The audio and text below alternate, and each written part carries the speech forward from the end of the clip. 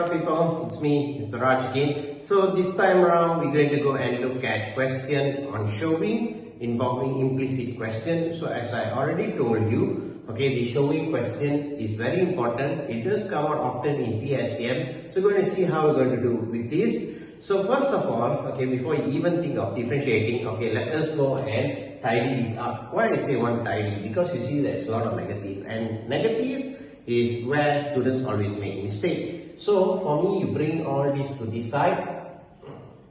Okay, let's do that first. So going to get this plus EI. Okay, so now I want to go and get dy dx because that's what the question asks us to do. So I need to go and differentiate everything with respect to x. Okay, so let us do that. Put that first, don't worry anything, okay, about differentiating. Okay, so just put that. So now if you see, right, okay, this one I need to be very careful because this is exponent to pi plus 1. So that means I must understand pi is actually number plus 1 is number, e to the power of number is a number. So this guy, when you differentiate, right, is going to be 0. Okay, this is going to be 0. This guy, you want to differentiate, right? You know, okay, we're using product rule. So my suggestion is always do it at the side here. Okay, so do it at the side here. So later we take and we chuck in the ingredient. So here if you see your u is x, your v is y squared. So now if we go and differentiate, du over dx is going to be 1. Then dv dx, this one you differentiate, you're going to get 2y dy dx. Hope you are clear up until there. So I already got the ingredient for this differentiation. Now this one. So if you see this, okay, I want to differentiate. Okay, we know trigo, we have three types. One is direct, one is what you call power rule, the other one is chain rule. So here, because of this guy, okay, we're going to be using chain rule because this is not a single letter. So I'm just going to put some function, okay, w equal to. So chain rule, let w equal to cos u, where u is going to be xy squared. Hope you can follow up until there. I'm going to go and differentiate this dw du. Remember, function that always starts with c. When you differentiate, you're going to get negative. So this is going to be negative sine u. Du over dx. The good news is this guy.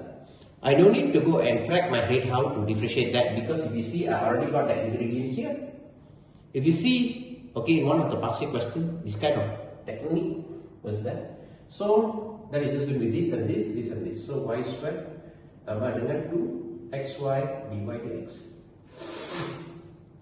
I've got all the ingredients there. I'm going to take that, chuck it into that.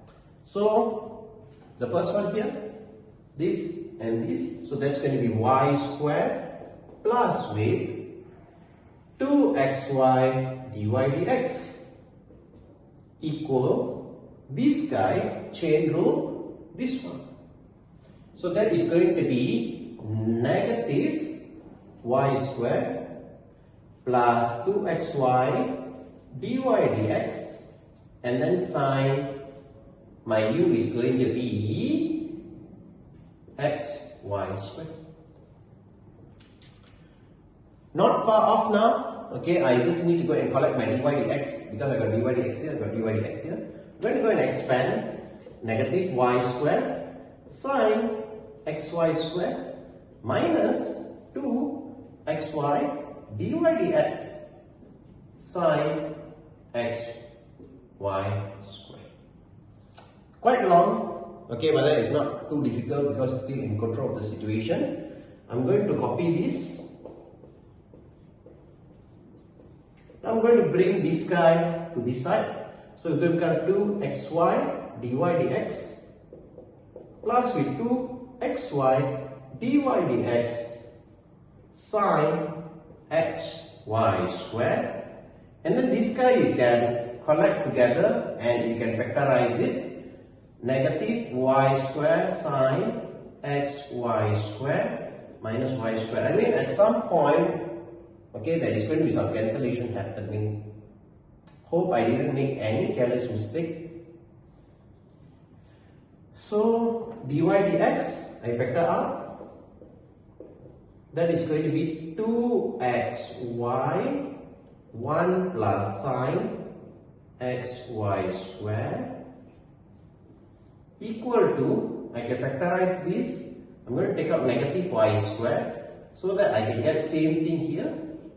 And the beauty is, as you can see, it's going to cancel out very nicely for us. So I'm going to bring everything to this side. Okay, but then before that I can cancel out. This guy cancel, this guy cancel. I cancel y.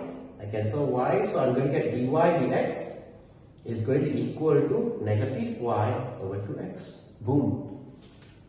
A very ugly looking thing, and finally it ended up with just that. Hope you enjoyed the first part. Okay, dy dx in terms of x and y. Into second part. Second part of the question is showing question. So if you see that is second derivative, so for implicit, my suggestion is after you differentiate, right? Okay, you rearrange a bit and differentiate the same thing. And here, if you see, okay, if you want to get a second derivative, my suggestion is don't proceed with this, because if you want to differentiate this, you'll be needing quotient rule. So my suggestion is try to turn it so that we can avoid quotient rule. So what I'm going to do is this 2x, I'm going to bring over this side. So 2x dy dx, got negative y. This guy bring over. So 2x dy dx plus y equal to 0. Now what I'm going to do is I'm going to differentiate both sides. Okay, our both term with respect to x. So I'm going to write like that. And if you see this guy here, okay, there's two terms or two functions. So obviously going to use quotient rule. So I'm going to go and put 2x dy dx here. So this is going to be my u, 2x, my v is going to be dy dx. So I differentiate my u, I'm going to get 2. Differentiate v with respect to x, that is just going to be second derivative. Just going to leave it there. I'm going to chuck everything here. So dy dx times with 2, so it's going to be 2 dy dx.